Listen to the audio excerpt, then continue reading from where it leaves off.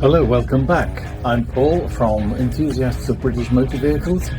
It's December the 3rd and I'm at the monthly classic car meeting at Perfume Point in Napier, New Zealand. Cars featured at this month's meeting are primarily British, European and American. As you would expect from this channel, our focus will be primarily on the British and also the European models shown here today, but I will also be doing a walk past of the American cars. There's so many of them here. First to take my attention were two gorgeous Morris Minors, one a pickup, one a saloon. The two guys standing in front of them were the owners, and they were telling me that they'd just started up a Hawke's Bay Morris Minor club. Apparently there are a lot in the area and they're hopeful of a good turnout. Good luck with that, guys.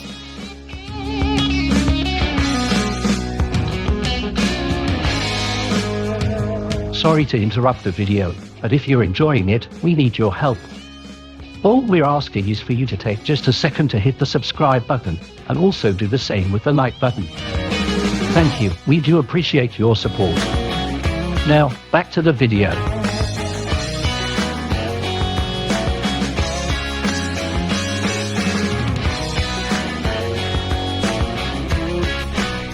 This Morris Minor pickup was absolutely stunning. It looked brand new inside and out. A real credit to its owner. He was a lovely guy. Again, he opened the door for me so I could get a better look inside.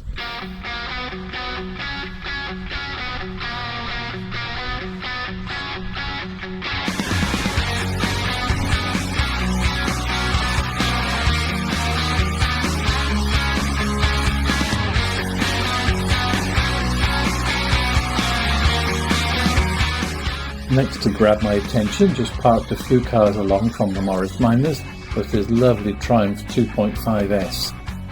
The information on the screen says it was in 1979. I'd have thought it was earlier, but if you know better, please let me know. Also about the colour, harvest gold, sand glow, what would you say? Comment below.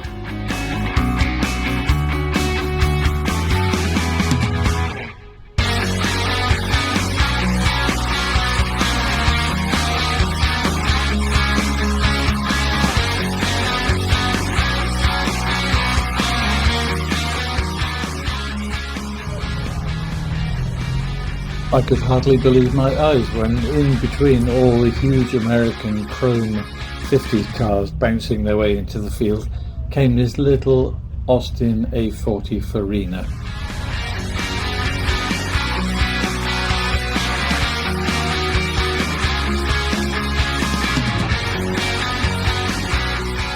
The owner was a cheerful chap who offered me the chance to buy the car, but instead I contented myself with filming it. Lots of patina on the bodywork, but the interior looked really good.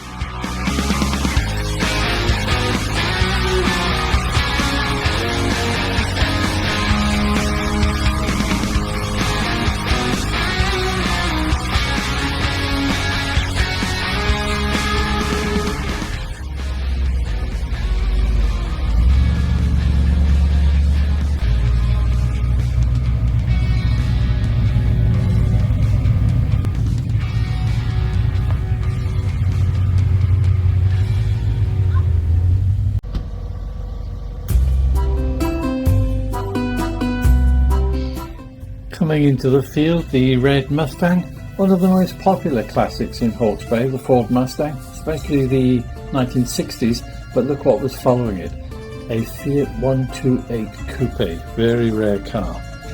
I just had to follow it across and have a word with the owner. He turned out to be a really friendly guy who told me he hadn't owned the car long, he agreed it was a rare model, but told me he just found an even rarer one which he's thinking of buying, but he would have to sell this one to get the other one, so he was still wrestling with whether he could let it go.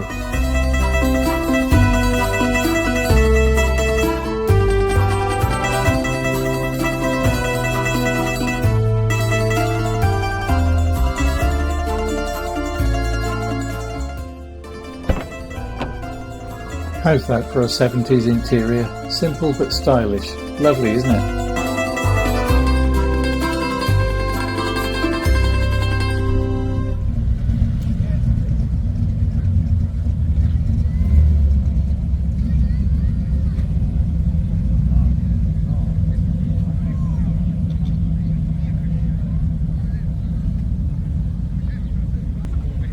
And surprise, surprise, here comes a Mark III Cortina. Well, I'm just going to have to follow it across the field.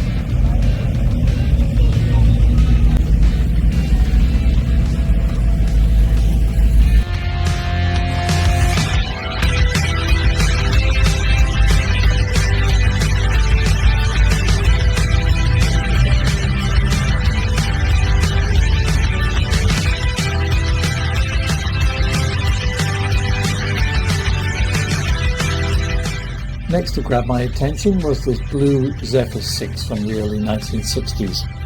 Another one I needed to follow across the field to have a word with the owner. Another smashing guy who told me he had owned this car twice. Once in the late 60s to the late 70s when he sold it, and then he bought it back again in the 1990s after it had been badly damaged in an accident and written off. He rebuilt it himself. I asked him if it was straight now, and he said, well, kind of. But straight or not, as you can see, the interior was beautiful.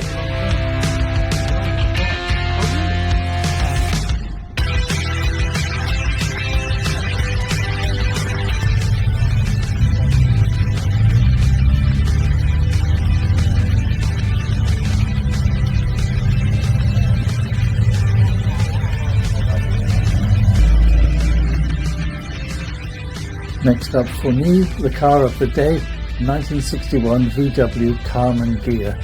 What a beautiful design.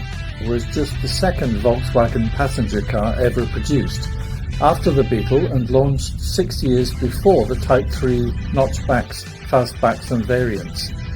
They were faster and more expensive than the Beetle, but very cramped in the back, despite their wider, almost slab-sided body design. 2 years later, in 1957, a convertible variant was added.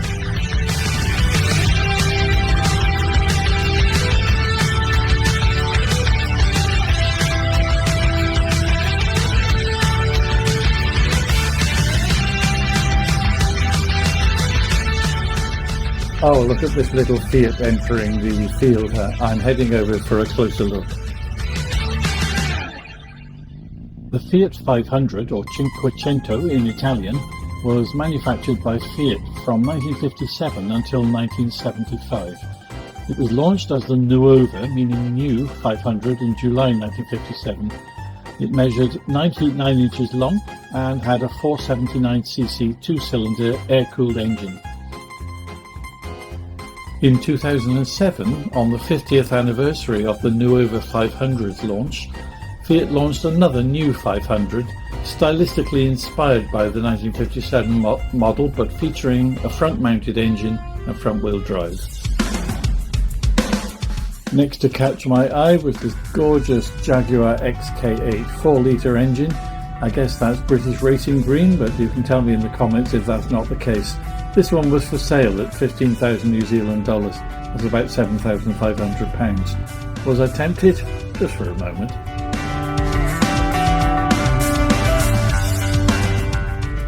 Next appeared a British Ford from the 1950s, this one a Zephyr 6, looking really good.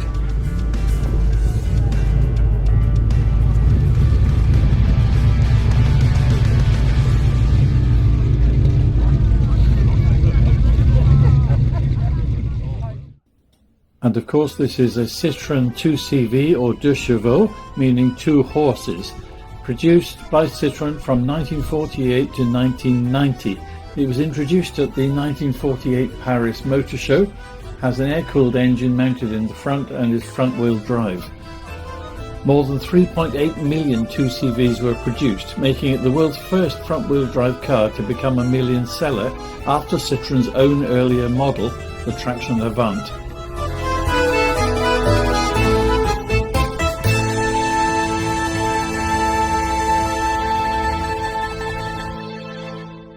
Needing no introduction, this is of course the Jaguar E Type, manufactured between 1961 and 1974.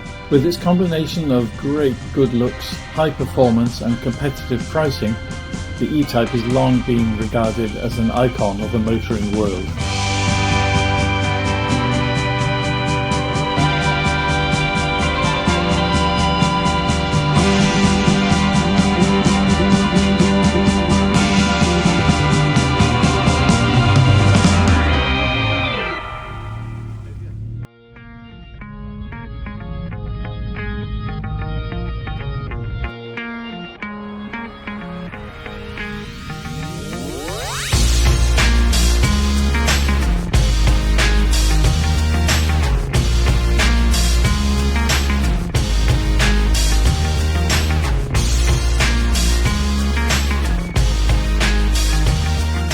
Since you're still here, we can only assume you've been enjoying the video, which is great.